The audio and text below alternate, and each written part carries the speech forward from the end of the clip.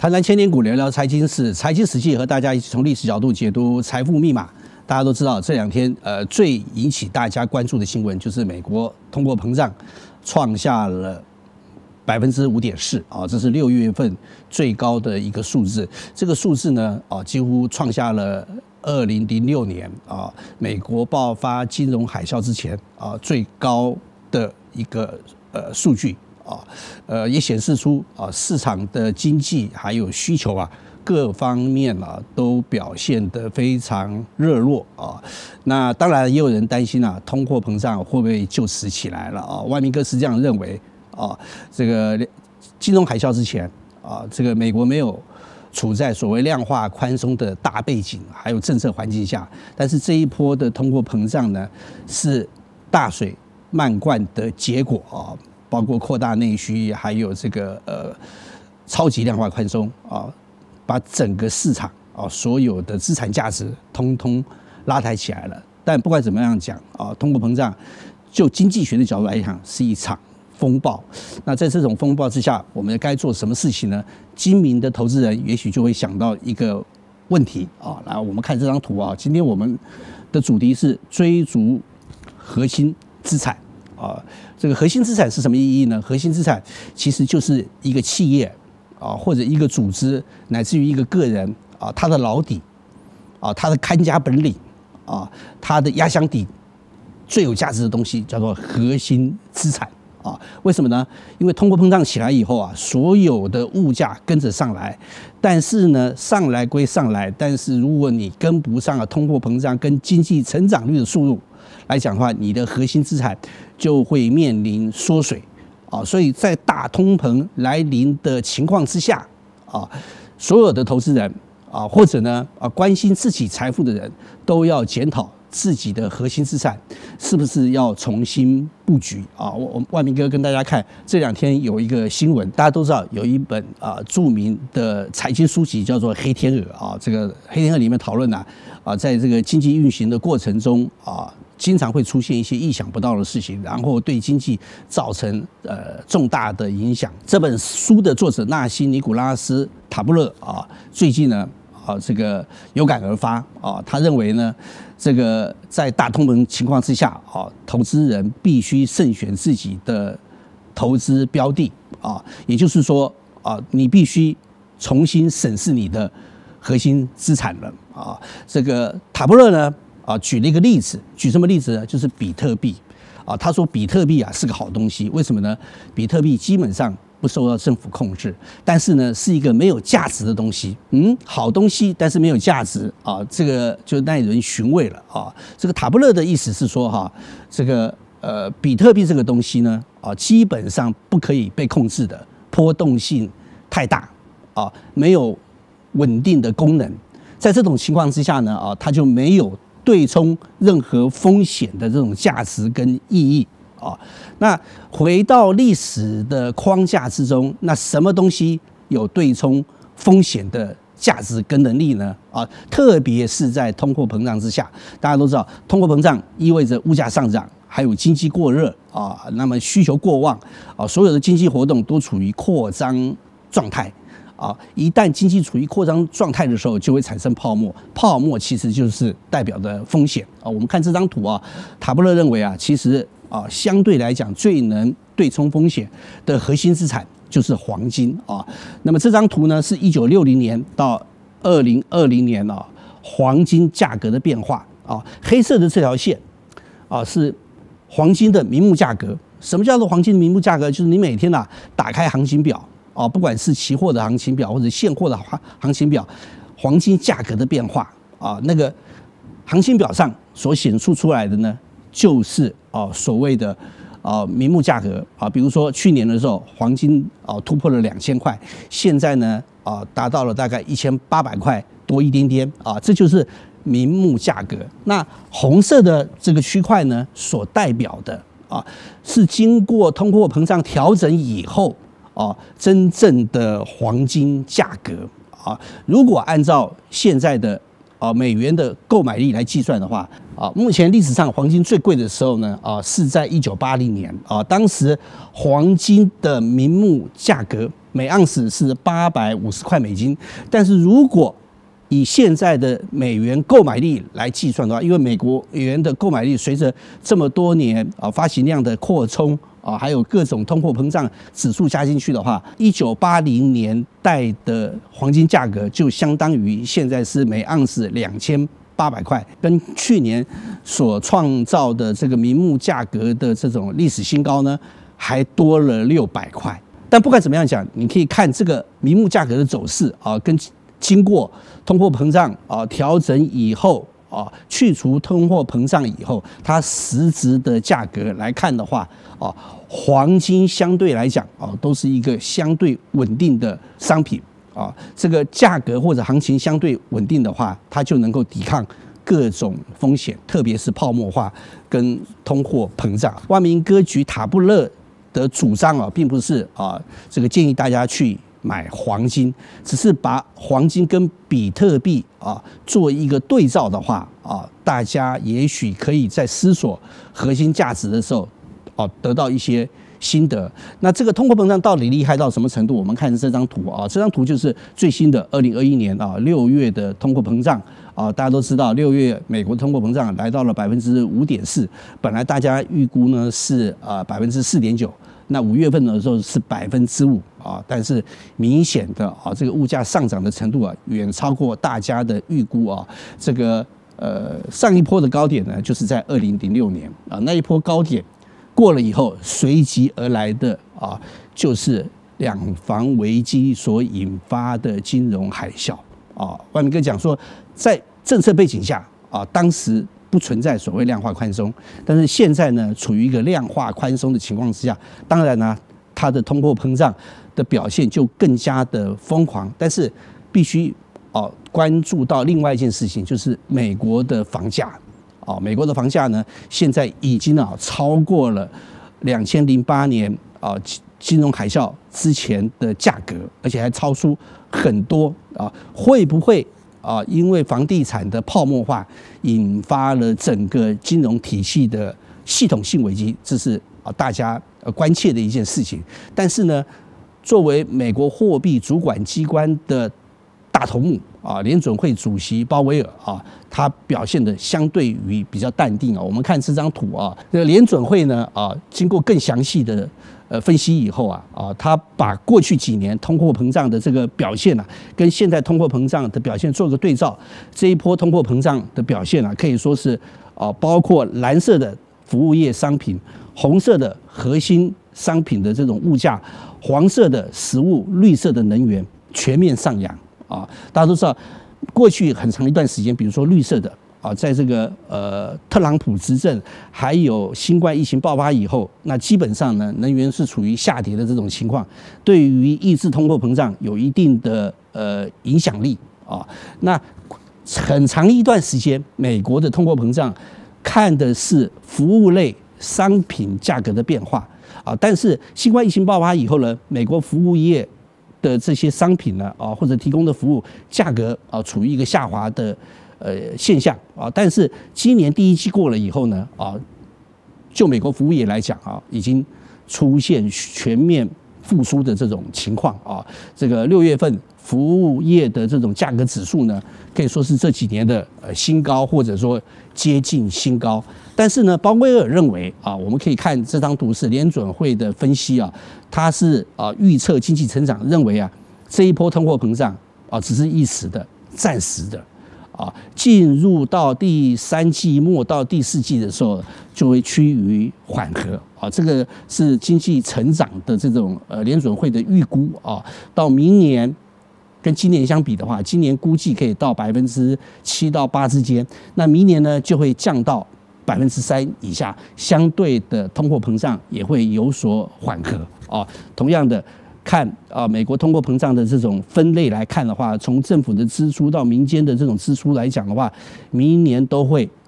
相对比今年的话成长率都会有所下滑，所以联准会认为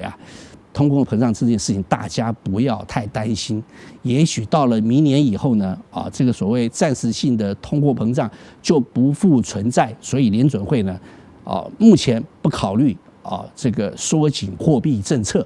这就是为什么啊，这个6月份美国通货膨胀创新高以后呢，市场反而表现的相对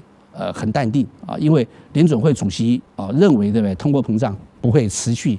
太久啊。那这个情况之下，很多人啊会认为，经过这一波，即便是短暂的通货膨胀以后啊，我们的核心资产该怎么布局啊？对于核心资产的考量啊，除了看短期的现象，也要考虑长期的因素啊。这个《史记·货殖列传》中曾经举一个例子啊，这个大家都知道，《史记》的作者司马迁是汉武帝时代的人啊。当时呢，这个大汉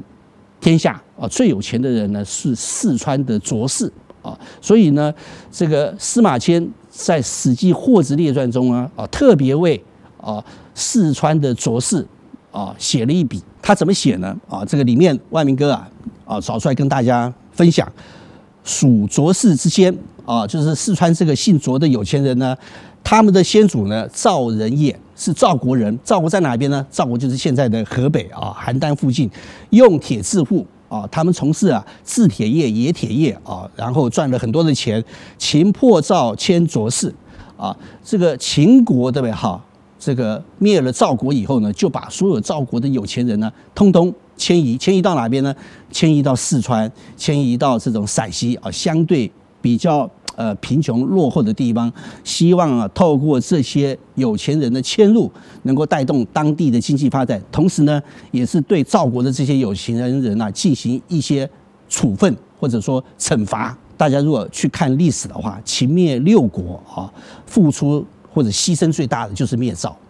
不要看这个秦赵之间发生的长平之战这个秦军呢一口气坑杀了40万赵族，但是两国几十年的博弈下来这个秦国的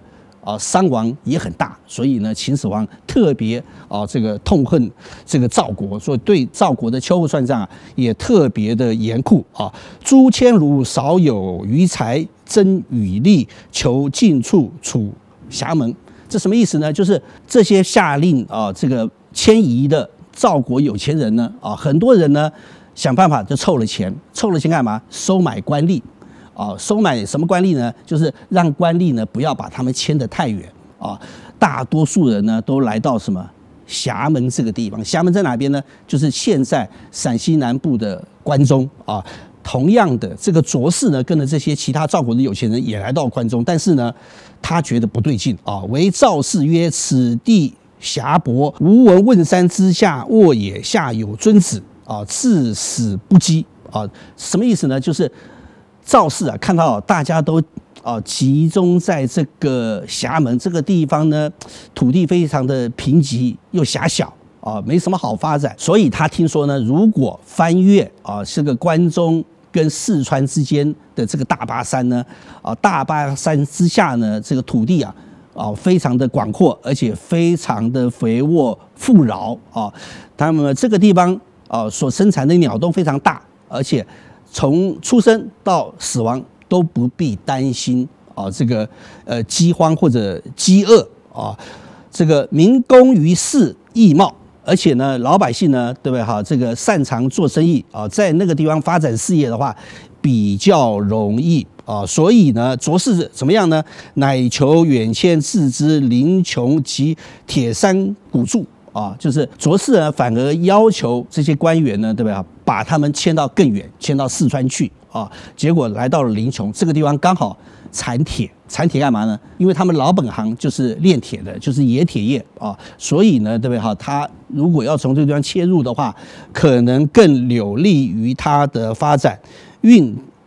注册，请滇蜀之民复置同千人。结果呢，没有几年下来呢，对不对？这个卓氏呢累积的财富呢，对不对？就怎么样呢？就慢慢的变成滇蜀，滇就是云南蜀就是四川一带最有钱的人这个司马迁所讲的这个蜀卓氏呢，就是卓王孙大家如果对历史有点了解的话，都知道这个司马相如跟卓文娟的故事嘛。这司马相如家里头非常穷结果有一天有机会呢，到了卓王孙家里头做客看上了卓家的小姐卓文君，那么就弹琴勾引了这个卓文君，两个人私奔。结果卓王孙私奔以后呢，日子过得非常苦，因为为什么卓王孙觉得非常没有面子啊，就不认这个女儿。那司马相如跟卓文君两个人啊很厉害，就跑到临邛，就是卓王孙家的附近，开启了一个酒铺，就是当炉卖酒啊，就是穿的短衣短裤啊，在那边卖酒啊，抛头露脸。那卓王孙觉得太没面子了啊，干脆怎么样呢？再给他们一笔钱，然后给了他们100多个童仆，让他们好好的过日子，不要出来丢人现眼了啊。这个故事里面呢，引出来的主人翁啊，卓王孙，你可以看出来，他们致富的过程啊，就是掌握到核心资产啊。他们的核心资产是什么呢？就是冶铁业啊，就是制铁业啊。为什么呢？经过这个战国跟秦末的天下大乱呢这个所有的经济活动要经过一段很长时间的休养生息慢慢的恢复生产。那所有的生产工具中最重要的是什么？就是铁器嘛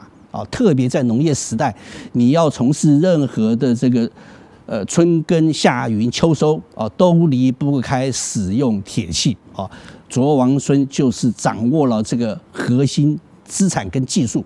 最后呢，经过100多年的发展成为汉家天下最有钱的人。由这个故事你就知道核心资产的意义。那回到现实来当下的核心资产是什么大家都知道，全世界的投资机构这几年最热的就是追求中国的核心资产，因为他们认为中国慢慢变成一个世界的经济中心它所可能的带来的财富的潜力最巨大。如果能在中国找到核心资产的话，那么对于自己的财富的累积或者致富的这个道路上会更加顺利所以按照目前的情况，万明哥认为在中国投资机会非常多我们举一个例子来看这张图大家都知道这几年一直喊碳中和、碳达峰这个喊的这个震天价响中国这个习主席已经讲2060年的时候要达到碳中和的这个目标。从现在2020年到2060年还有40年，这个大循环其实就是大家在市场中追逐核心资产一个很重要的标的。但是碳中和这么多行业中，哪一个最重要呢？我们来看这张图这张图所显示的就是中国在不同领域碳排放量它的这个比重你可以看得出来发电业占了中国整个碳排放量的51%，这个工业占了28%这两个最大类这个如果要在制造业这个降低碳的排放量或者达到碳中和的标的的话，那就要发展高新科技嘛比如说半导体来取代这种钢铁业中国作为全世界工业原料最重要的供应链的一个角色的话它必须有所转型。那另外一点呢，就是发电业我们现在呢这个煤的发电占的比重最高那相对呢清洁能源或者再生能源或者新能源可能就是大家要关注的这些标的万明哥再跟大家找了一个今年年初以来所谓 A 股的碳中和指数的变化从今年年初的大概刚刚破1000，到现在呢已经来到了1400多不到半年的时间涨了40%这是短期大家对这个题材的一种期待跟预期心理推升了碳中和相关的商品跟投资标的出现大涨的这种情况。但万明哥认为整个趋势来看的话在2060年在中国达成碳中和之前这个所谓碳中和的题材特别是最近大家都看一个新闻中国要成立这个所谓碳交易所正式成立碳交易所，现在是在广东深圳几个大城市进行试点以后随着全面的实施这个题材会更加的受到这种关注我们再来看这张图这张图万明哥所找出来的就是巴菲特跟王传福两个人在2028年留下来的一个照片这个照片是巴菲特到比亚迪去参观王传福呢把比亚迪生产汽车的模型送给他。为什么？巴菲特从2008年以后就投资比亚迪是现在这个比亚迪重要的股东持有比亚迪10%的股权万明哥最近看一个新闻巴菲特波克夏最新的财报显示从2008年到现在这个波克夏就是巴菲特在比亚迪上面的投资已经获利25倍了所以这个美国人都说比亚迪是巴菲特的特斯拉那我们来看看这个特斯拉跟比亚迪股价的这种变化下面这个图所显示的是一个长期的趋势，从2008年到2020年底特斯拉的股价呢涨了150倍这个比亚迪的股价呢涨了5倍多S&P 500呢大概涨了1.9倍。你现在感觉出来，巴菲特当年投资比亚迪的时候，为什么不去投资特斯拉但是话又说回来，我们看这个小图这个到了2020年以后这个特斯拉开始大幅回档的时候，对吧？相对来讲这个比亚迪的股价就比特斯拉的股价更加稳定，所以呢谁能够笑到最后还很难讲。所以讲到这点呢，万明哥就想到前几年这个大家都知道，这个比亚迪这个最大的这个对手就是富士康。富士康的郭台铭这个早期跟比亚迪是处于一种竞争的状态。当年巴菲特投资比亚迪的时候，郭台铭还非常的不服气认为巴菲特的投资眼光有问题这个比亚迪能造出什么电动车比亚迪造出的电动车巴菲特敢做吗？这是当年郭台铭对于巴菲特跟比亚迪的质疑，这个仇人相见分外眼红这个是郭台铭的气话。但是这句气话最近经常被人家拿出来打脸郭台铭因为郭台铭跟巴菲特最大的差别是，巴菲特看到中国的核心资产这个富士康的郭台铭在中国做了几十年的生意，居然没有看到中国的核心资产这就是两个人的道行差别之所在。投资人要向巴菲特学习，对郭台铭引以为戒。今天跟大家分享到这里，谢谢。